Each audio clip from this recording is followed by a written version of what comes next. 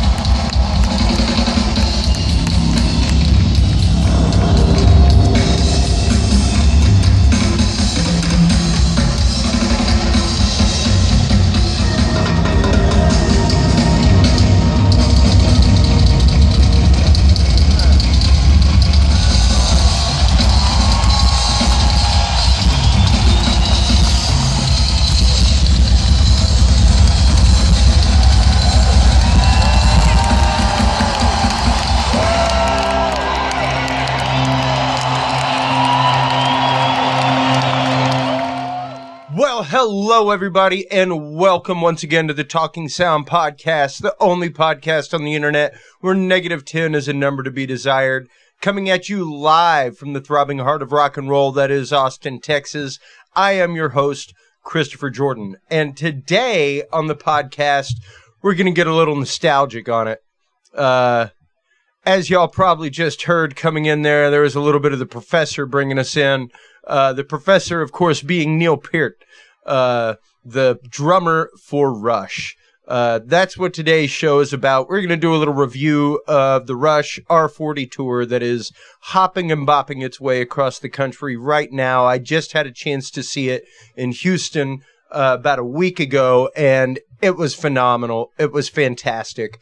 I got to say that it was the Roll the Bones tour that was my first Rush tour to go see, and I'll never forget it. I'm not going to say it was my first ticketed show ever. My first ticketed show ever was actually Huey Lewis and the News, the 4 tour, back when I was in junior high. But Rush Roll the Bones was the first tour that I ever purchased a ticket to myself. Like, went to a Ticketmaster location. No plug for Ticketmaster, I assure you. And stood in line, bought my ticket, and went to a show on my own. Actually, to backstep just a little bit of history, I guess it was my freshman year of high school that I met my brother's friend, Dan Mateo, and he was a huge Rush fanatic. He listened to Rush all the time. He was a drummer, and absolutely loved Rush, was into them full-on hardcore. And I guess it was probably my sophomore year in high school. My brother was about 4 years ahead of me. When he was a senior, I was a freshman. And he kind of took me under his wing, showed me the ropes. All of his friends became my friends. We're still all very close to this day. And Randy had gone off to school at Texas A&M University, Galveston. And his friends had just basically adopted me. Every once in a while, they would contact me and be like, "Hey, buddy, let's go out and shoot some pool," or "Hey, man, we're going out to see this movie. You should come out with us." And it was awesome. It was great. I absolutely loved them for it. They really helped me not miss my big brother so much. We were like this and still are best of friends, in cahoots all the time with all kinds of stuff.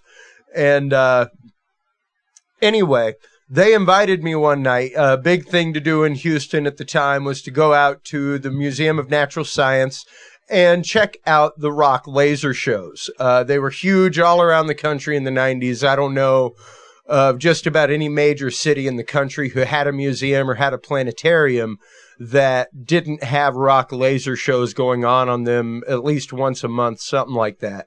And it was an incredibly nerdy thing to do, but it was always super fun. You got to see, it was some great people watching late at night on a Friday or Saturday night in Houston, Texas at the planetarium.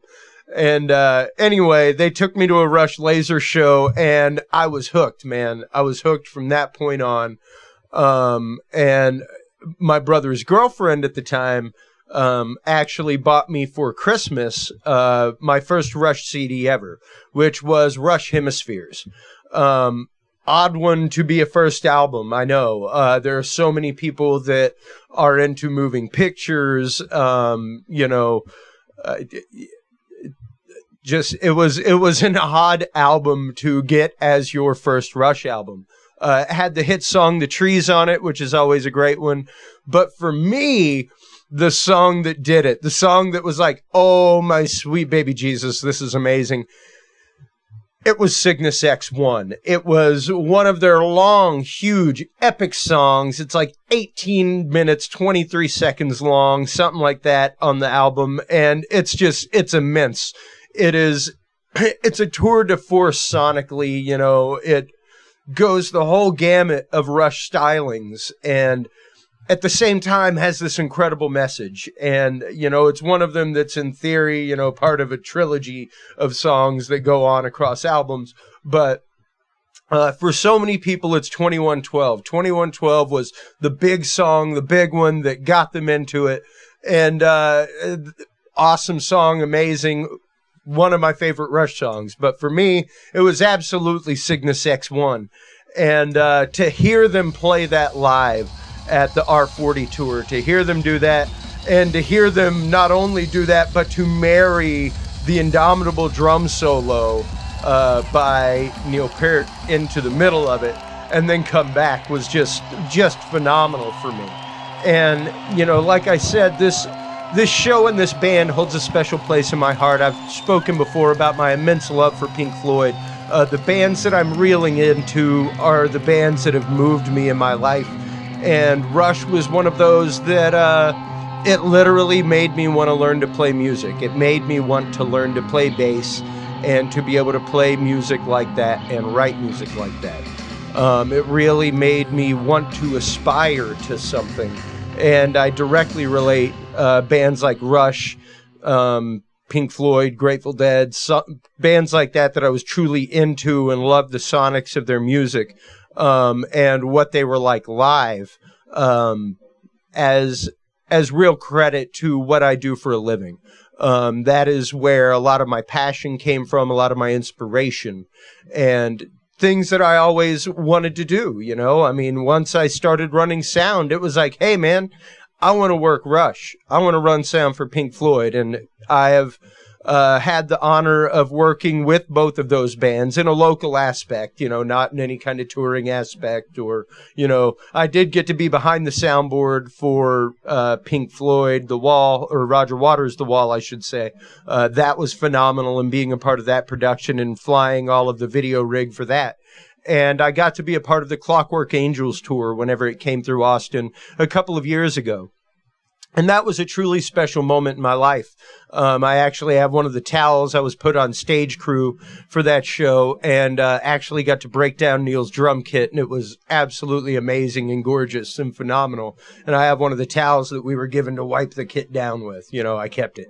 I'll say that. Because, it was one of the towels from Neil Peart's drum kit. So I kept it. It's mine. I have it. You can come and pay homage in the temple if you like. Yes, it is the Temple of Syrinx.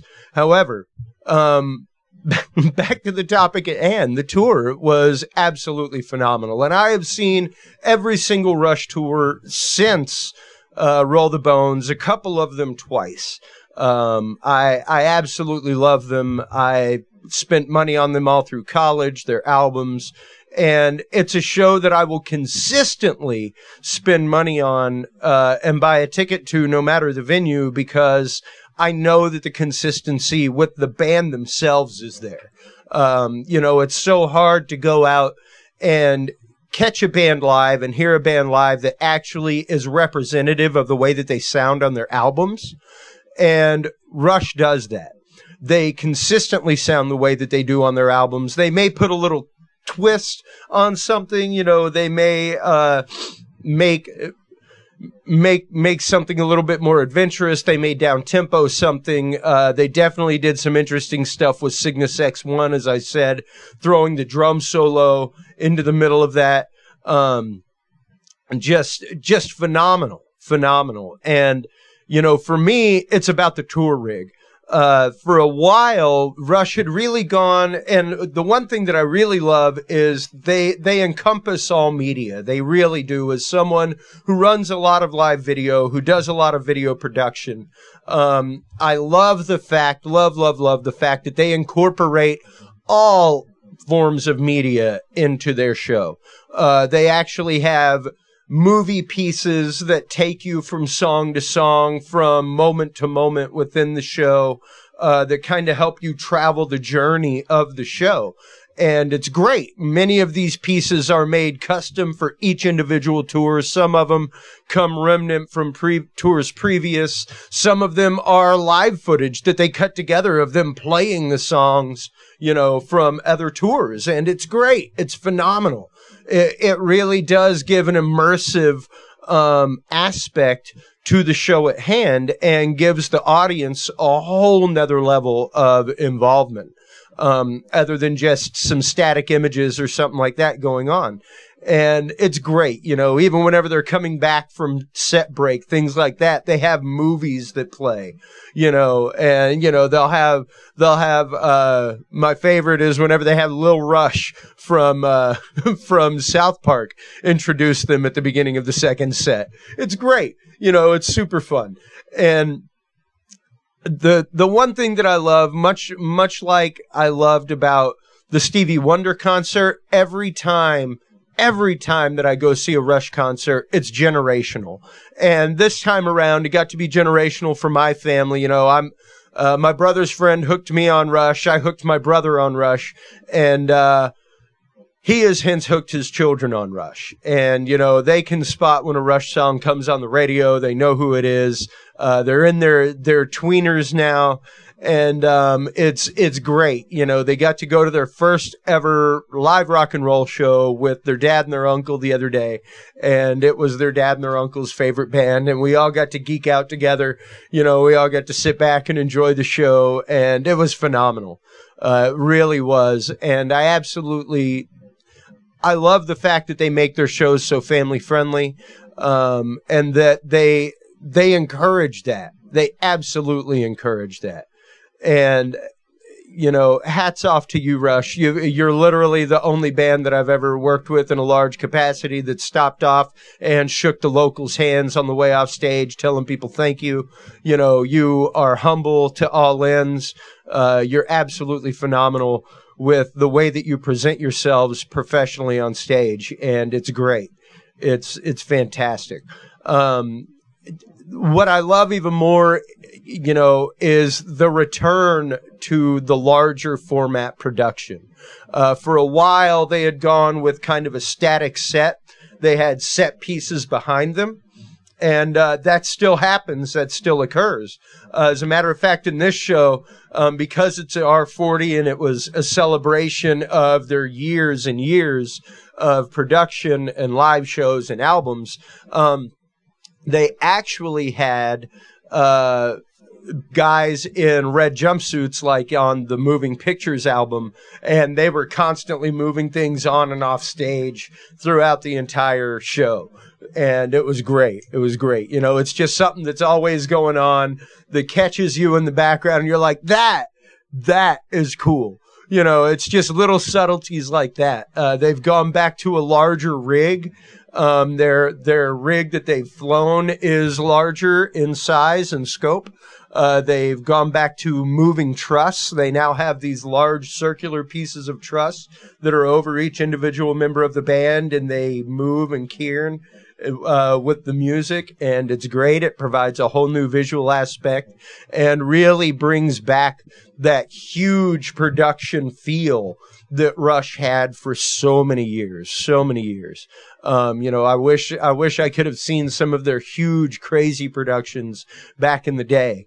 I came along right up around, like I said, mid-90s, early 90s, actually, with the Roll the Bones tour as my first tour.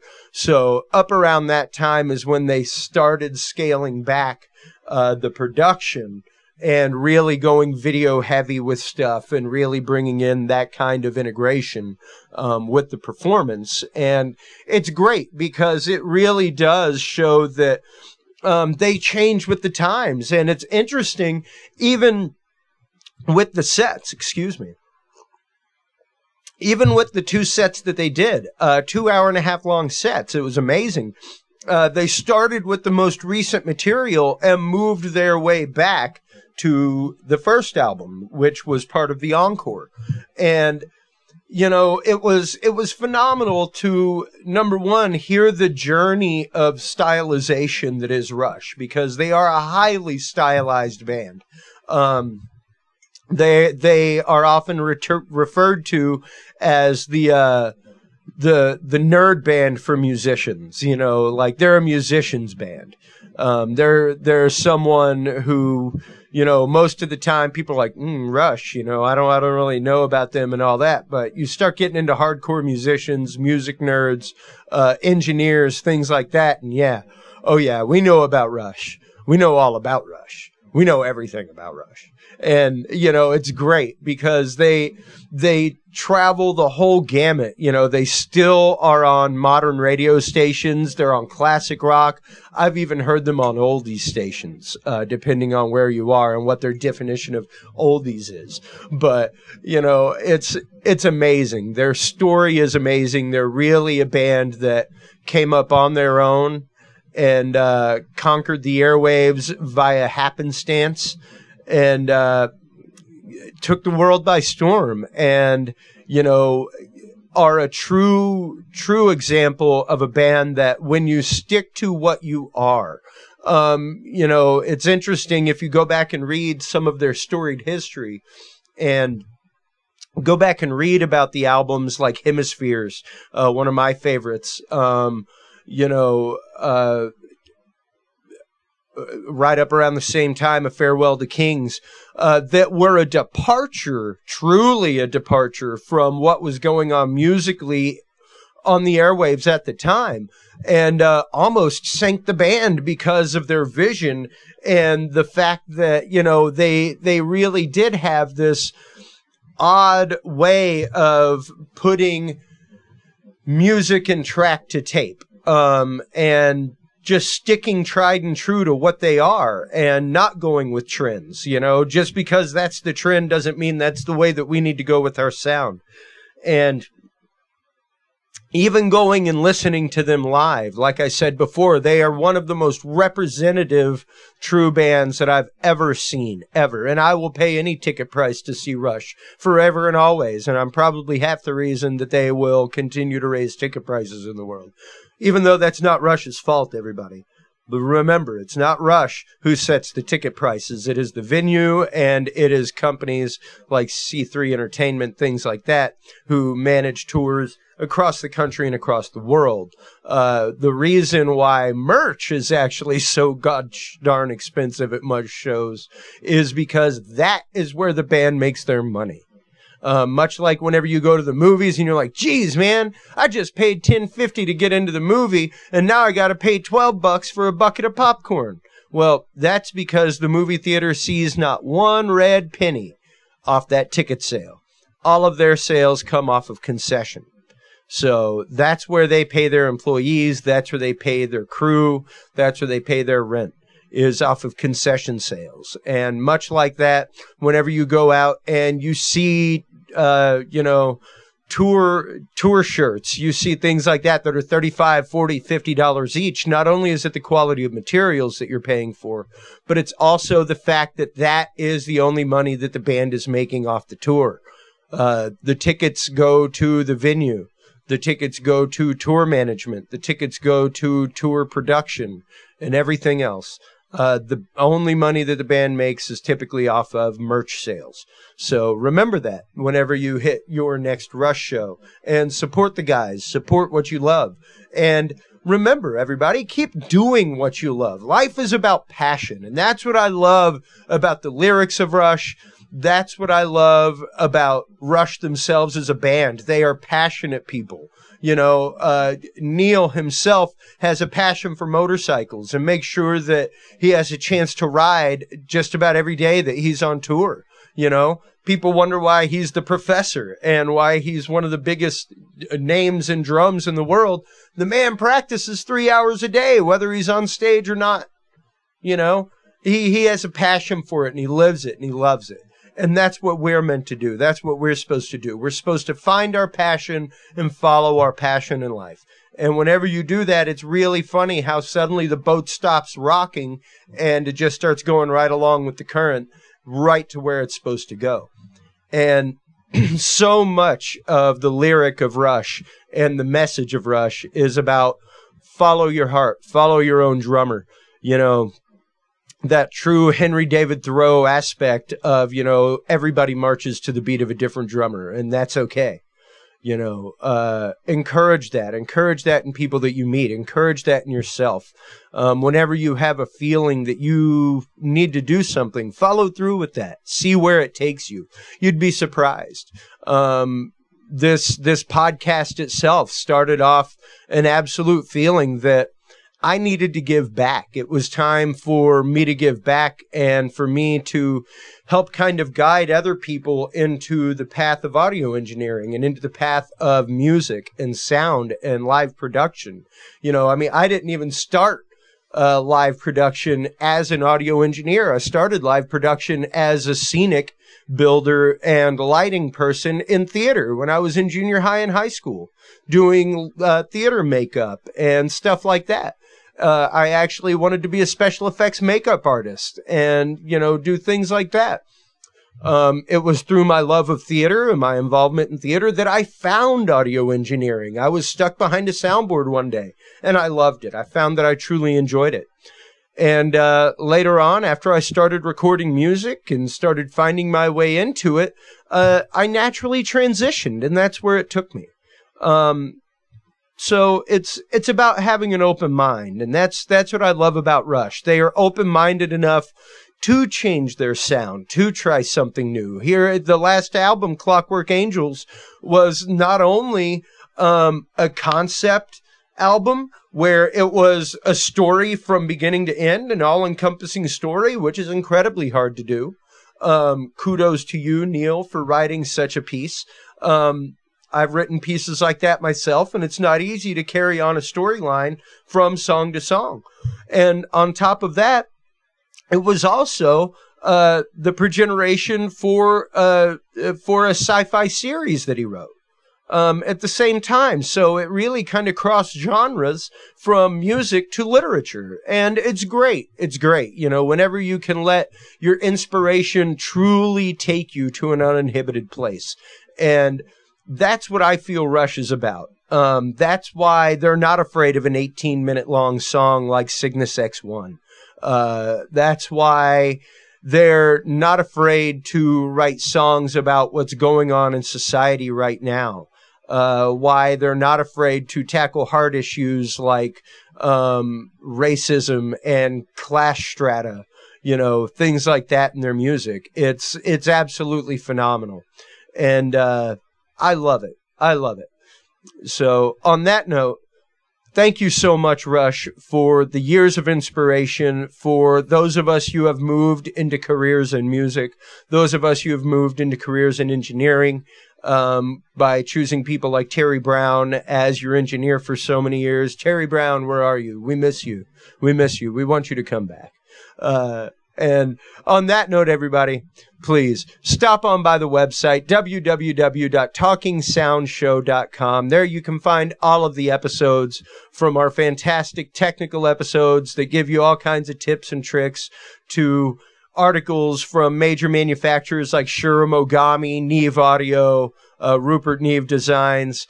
We have all kinds of articles from ourselves also that are tips and tricks articles. There you can also find our Patreon page, www.patreon.com/talking sound. And there you can give to the cause. If you like what we're doing, if you believe in the concept of free knowledge for all, and you can absolutely feel good about giving a little bit of money. Here recently we had a donor who gave enough money for us to be able to make an HD upgrade for video, and we're now capturing in all HD. So it's fantastic. I absolutely love Patreon and the opportunities that it gives creative individuals. Thank you so much, Patreon, for everything that you do, and thank you so much for audience for everything that you do as well. It is because of people like you and listeners like you that we keep on keeping on here, doing the episodes that we're doing. We get some great feedback from people all over. We have a new widget right over here on the right-hand side of the screen where you can actually call in and leave us technical questions, leave show ideas.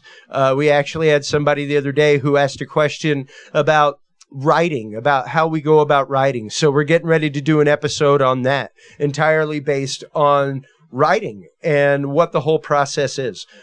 So on that note, please check us out online and make sure to go online, buy your tickets for the Rush show. R40 is out on tour right now.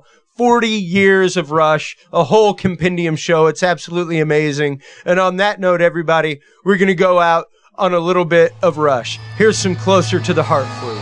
Take care, everyone. Keep reaching for a light.